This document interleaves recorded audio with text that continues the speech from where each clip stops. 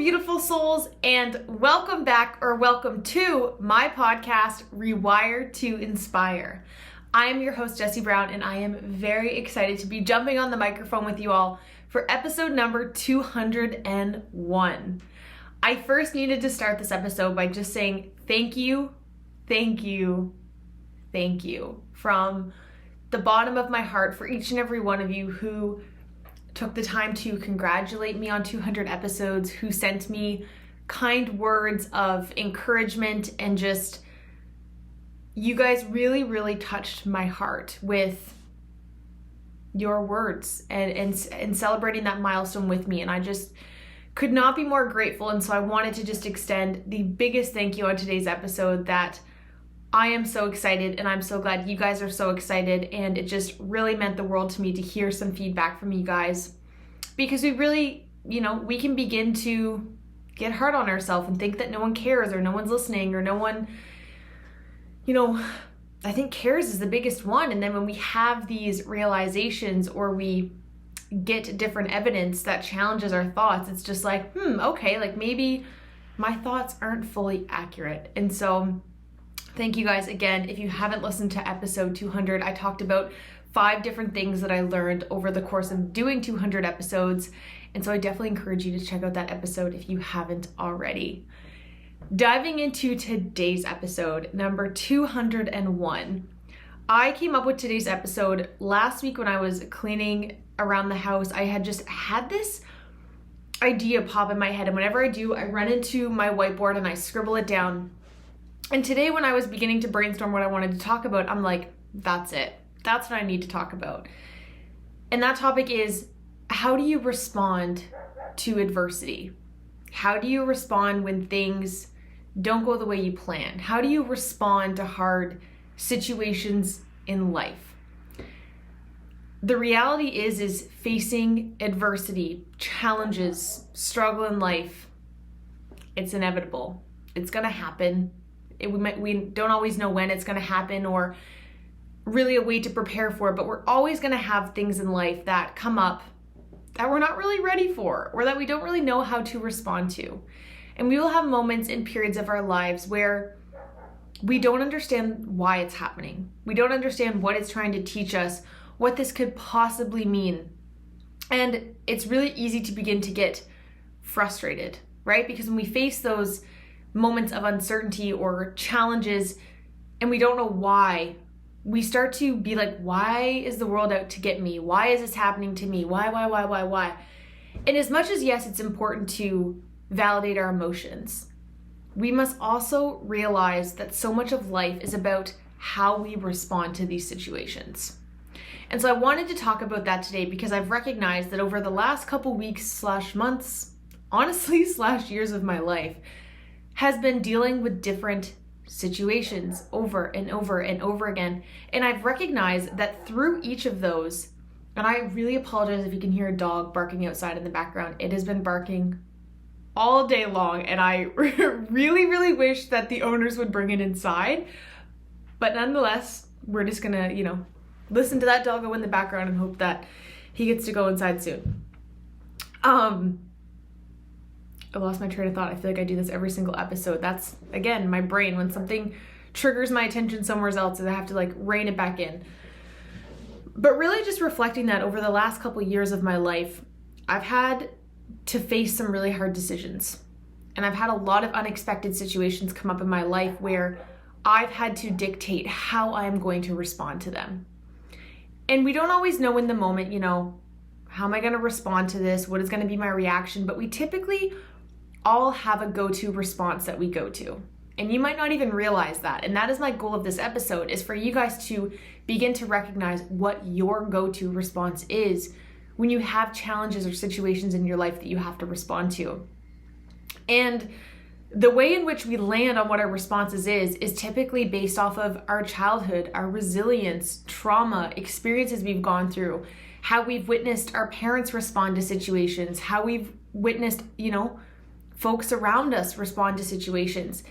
And it begins to dictate how we will likely respond to certain things, because we begin to adapt in repetition. When we've responded to something in one way, we begin to respond to things that are similar or have similar feelings to the same degree. And so really realizing that in order to improve and shift how you respond to hard situations in life, you really must first validate what your go-to response is. And there's really 3 ways in which you can respond to things.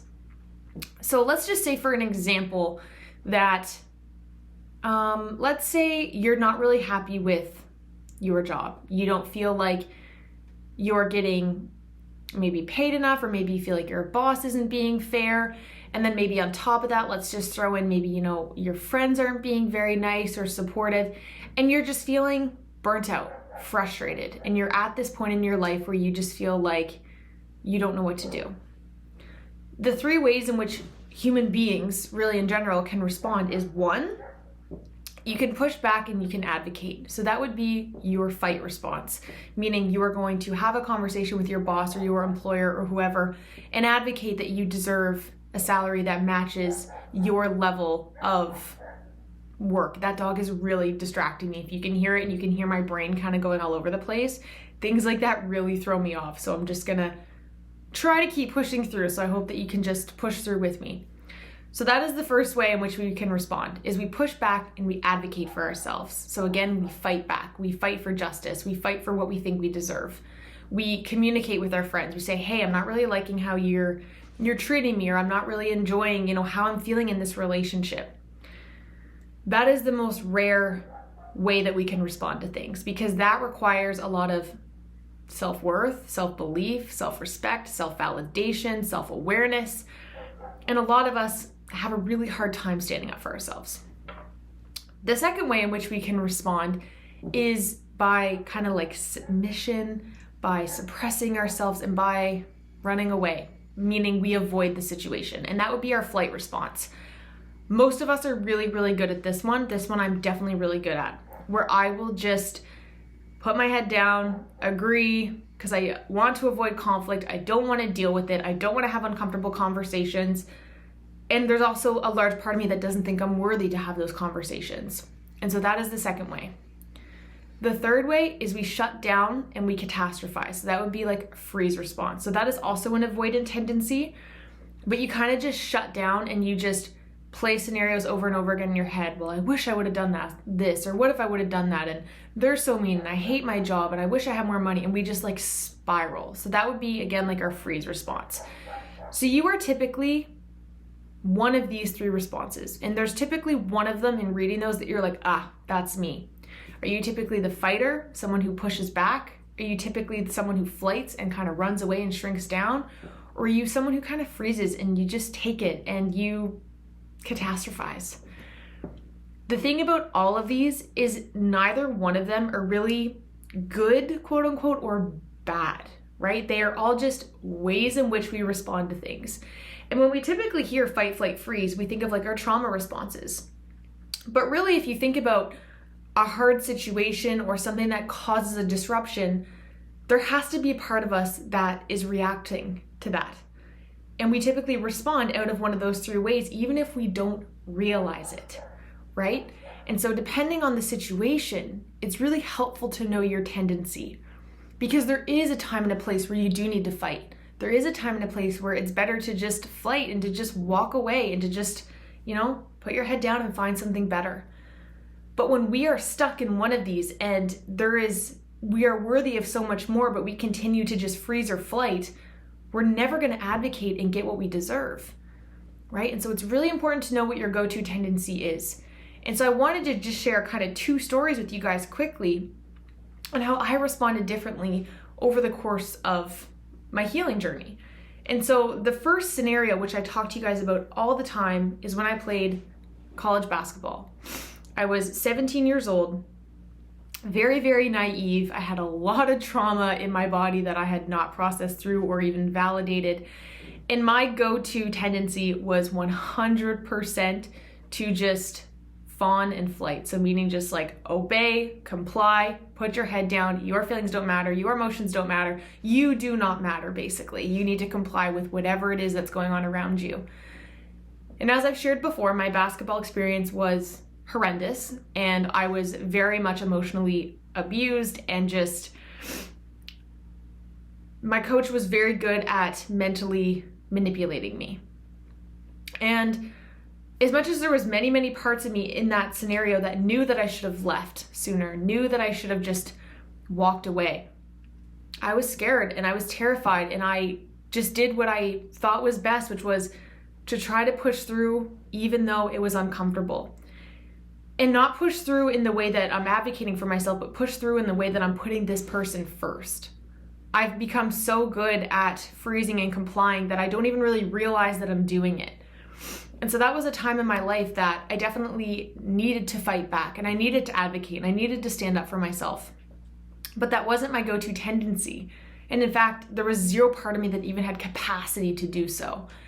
But by even realizing for myself, reflecting back in hindsight, that I didn't even know that that was an option, is just very interesting to hold the duality of. Because all we know is what we know, and all we know is what our go-to tendencies are, it's hard to hold the contrast of another possibility. And so that's why it's so important that we get to know, what is my go-to tendency, and has it just become a default fallback for me? Am I even realizing that I'm choosing the same repetition and outcome over and over again because I'm not recognizing that I have a go-to tendency? The most recent experience for me was when I decided to step away from a job that I had on the side. And as much as I absolutely adored this, opportunity, and I adored my work family there and all those things, there was a part of me that had to work on pushing back and self-advocating because I knew it wasn't what was best for me at the time. And although it still took me time to realize, I kept coming back to, am I staying because my go-to tendency is to just submit and to comply and to just push through? And once I came to that realization, I'm like, okay, how long until enough is enough? How long until you choose you? How long until you self-advocate and stand up for yourself? Sorry if that was super loud. I have my notes here just in case I need them. And it was really the first time that I pushed back in a way that was choosing what was best for me, and it was massively uncomfortable. But the reason that I thought of this podcast episode is reflecting on that situation where I'm like, I had to respond to a hard situation, and my go-to tendency was the same, and so I was getting the same outcome. When we don't know, and so many of us don't know our go-to response to hard situations, it really just leaves us to acting out of impulse based on past experiences. We're repeating the same cycle. And not knowing or taking the time to reflect and to learn what your go-to tendency is means that you'll continue to respond in the same way because it's all that you know and it's all that's comfortable for you. Because it's uncomfortable to just stand up for yourself if you've never done so, or maybe you don't even know how to do that, right? There's so many of us that if we've had, emotionally neglectful parents, or if we've undergone any kind of abuse or traumatic event, whatever it is that has just begun to show you and shape that you are not worthy of self-advocacy and of doing what's best for you, that narrative is going to play out in so many scenarios of your life that you don't even realize. I hope there's a part of you listening right now that's like, oh my gosh, I didn't even realize that I was holding myself back based on past experiences. We're very, when we had these experiences, we're so good at suppressing them, and we don't realize the pockets in which they show up in the course of our life because we don't want to face them. We're naive to them because they've hurt us. And that's a really good way that we protect ourselves, is by suppressing them. And I don't want to bring these things up to overwhelm anybody, but at the same time, the only way that you can begin to shift your life is to bring awareness to these things. And so my encouragement to you listening is, the next time you're in a hard situation where, maybe you're uncomfortable or you have to make a decision, try to take note of what your go-to tendency is. Try to take note of what it is you run towards, and is that actually what's best? Is there a part of your brain that's like, we should go over here, and is there a part of your heart that's like, no, we should go over here? And notice how they argue with each other, and one of them is a protector part of you taking over that's like, no, we should really avoid that, this is a lot easier to do. But is it actually what's best for you? And I also cannot reiterate enough the importance of being gentle on yourself as you navigate and figure out what your go-to tendency is. Because when you come to the realization that my response is to submit and to be quiet and to put my head down and to just push through, even if it's not what's best for me, there's a lot of shame that can arise from that. Because we often begin to get the evidence of where that comes from, and that can replay again in our head. And so being gentle with yourself of, I'm responding in this way because I've had to at some point in my life. I'm responding in this way because this is all that, maybe kept you alive at some point in your life, or all that kept you safe, or all that got you through an experience. And I want you to know that you are so effing strong for getting through whatever you did. If you had to submit or to be quiet or to put your head down and you got through it and you were here and you were listening, I am so proud of you. I hope you know that that protector served you for that period of your life and for that experience of your life. But you are so worthy if you are going through a situation in life where you do need to put yourself first, or you do deserve more, or you are being treated with injustice. You deserve to have your voice heard and to push back and to advocate. And I know that can be like learning a foreign language that you've never spoken before, and you're like, well, I don't know how to do that. That's okay. That takes time. I just want you to begin to realize, whoa, I do have a go-to tendency, and maybe it is holding me back. We don't have to say for certain, that's, is holding me back, but even just having the awareness of like, maybe that is affecting me more than I realized. I'm just taking a deep breath right now because this is a lot of realizations for me as well have come up in brainstorming for this topic and in talking about this, because I'm someone who's very good at avoiding conflict and avoiding self-advocacy and avoiding speaking up and using my voice, because for so much of my life, I was scared to do that. Scared of backlash, scared of unpredictability, scared of what that would mean. And so I'm also learning to navigate through this. And so I want you to know, as always, I say this every episode because I can't bring this home enough. You are not alone. So many of us struggle with standing up for ourselves. And it just breaks my heart that there's so many beautiful people out there, the most worthy people in the whole world, who feel like they have no worth or no self-respect, or that their life could never possibly be anything among their wildest dreams or anything that they, think that they want, because we don't believe it's possible or we don't think we're worthy of it. So I just encourage you to be gentle with yourself. But it is so important to do the work and to bring awareness to what your go-to tendency is and become friends with it. Where did this come from? Where did this start? How has this served me? Is such a powerful question to ask. And I would ask myself all the time I was going through my healing journey. Yes, I have this go-to tendency that isn't really great right now, but it's a protector that served me for part of my life and got me to where I am. And so I need to be kind to my mind and to my body that it did what it thought was best in a certain period of my life.